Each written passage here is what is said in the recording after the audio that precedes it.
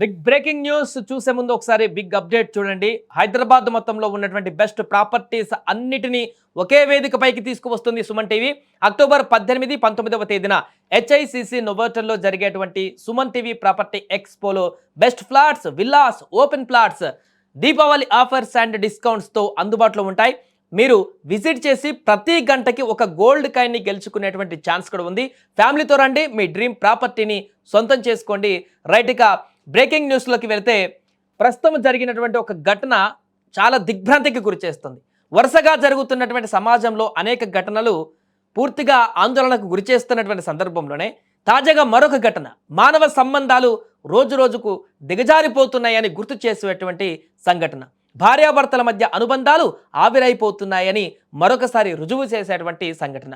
పరాయి మోజులో కట్టుకున్నటువంటి వాడిని, కడుపుల పుట్టినటువంటి పిల్లలను కూడా వదిలేసి వెళ్ళిపోతున్నటువంటి ఘటనలు వరుసగా జరుగుతున్నాయి. ఇలా ఇక్కడ జరిగింది కూడా తల్లి తన ఆనందం కోసం భర్త పిల్లల్ని వదిలేసి వెళ్ళిపోయింది. కానీ ఆమె చేసిన తప్పుకు అన్యం పుణ్యం తెలియనటువంటి ముగ్గురు చిన్నారులు ఇప్పుడు బలైపోయారు. తమిళనాడులో జరిగినటువంటి ఈ హృదయ విదారకర ఘటన సమాజంలో జరుగుతున్నటువంటి అక్రమ సంబంధాలను మరొకసారి గట్టిగా ప్రశ్నిస్తోంది. తమిళనాడు తంజావూరికి చెందిన వినోద్, నిత్య ఇద్దరు భార్యాభర్తలు. వీరికి పండంటి ముగ్గురు బిడ్డలున్నారు. ఓవియా, కీర్తి, ఈశ్వరన్, వీరు ముగ్గురు పిల్లలు. వారికి కొన్నాళ్ల పాటు వీరి సంసారం బాగా నడిచింది. అయితే ఈ మధ్య కాలంలోనే భార్యకు సోషల్ మీడియాలో ఒక వ్యక్తి పరిచయం అయ్యాడు. ఆ పరిచయం కాస్త ప్రేమగా మారి అక్రమ సంబంధానికి దారితీసింది. దీంతో భార్య, ముగ్గురు పిల్లలకు కాదని, వారందరినీ కూడా కాదని సోషల్ మీడియాలో పరిచయం అయినటువంటి ప్రియుడితో 6 నెలల క్రితమే వెళ్ళిపోయింది నిత్య. అయితే ఈ విషయం భర్త వినోద్ను తీవ్ర కలవరానికి గురిచేసింది. దీంతో అతను మద్యానికి బానిసయ్యాడు.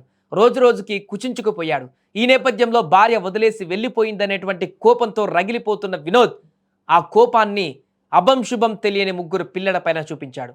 పదునైన ఆయుధంతో ఆ ముగ్గురిని అత్యంత దారుణంగా హత్య చేశాడు ఈ దుర్మార్గుడు. అనంతరం పోలీసులకు లొంగిపోయాడు. ప్రస్తుతం ఈ ఘటన రాష్ట్ర వ్యాప్తంగా సంచలనంగా మారింది.